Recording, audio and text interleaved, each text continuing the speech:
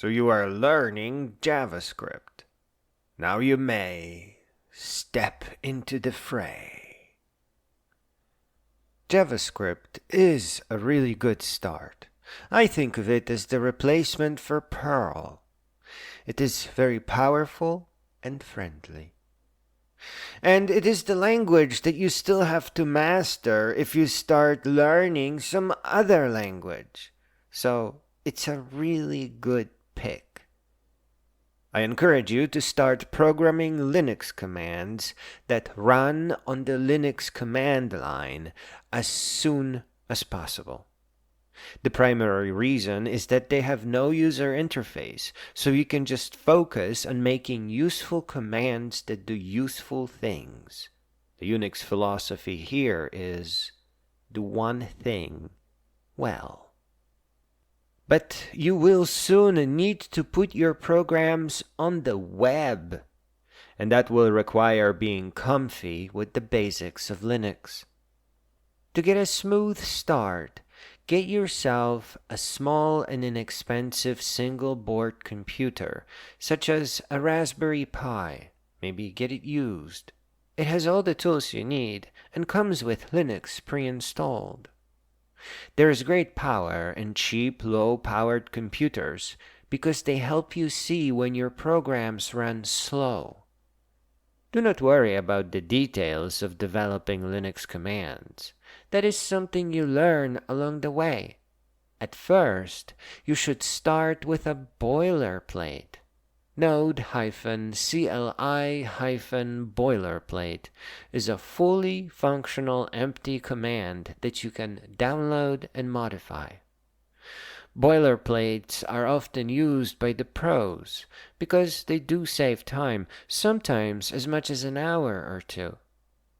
Play around with processing folders, sorting your photos, maybe scrape the web and use Cheerio to process the HTML. Always try to integrate with whatever free AI there is.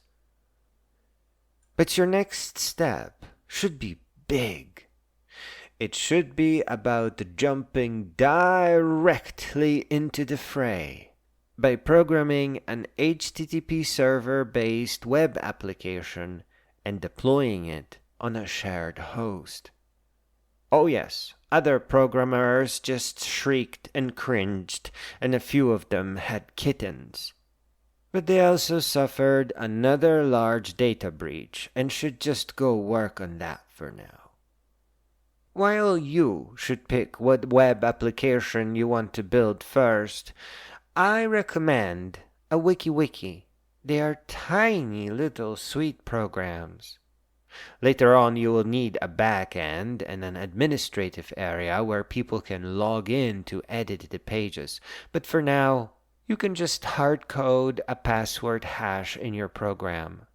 To check a password hash, you run the new password through the hashing algorithm and compare if it matches the one you set up the program with.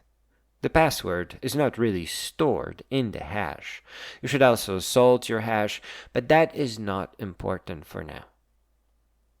The database of your wiki pages must live only in computer memory. An in-memory database is a life-changing programming pattern. Seriously, I am not exaggerating. It will show you how bloated other databases are. A great power. Make your database another command, another service that runs on the shared host. Hide it from the internet, but let the WikiWiki have access to it internally over localhost. Yeah, just leave all the data saving for later. But your database should use JavaScript as the API, as the query language. Your database is just a huge object whose first property is the username and the database name. And then it stores an array of arbitrary objects beneath that. So you can just serialize it to JSON and save it as a text file. That's not a big deal. So now you have a wiki that uses an in-memory database with an API or internal command that you are already familiar with since it's just talking to objects and arrays in JavaScript. And what you are actually building here is a network probe that later you can turn into a full-fledged honeypot. This is a program that logs and analyzes information about bots trying to hack into it. The point of it is to learn about cybersecurity and programming by interacting with zombie computers that are trying to infect your app. I do not want this to be a very long text, but I want you to see how getting yourself into the web will help you develop a natural need to learn about networks, IP addresses, and set up some geolocation to try to see where those zombie computers are and maybe who they belong to.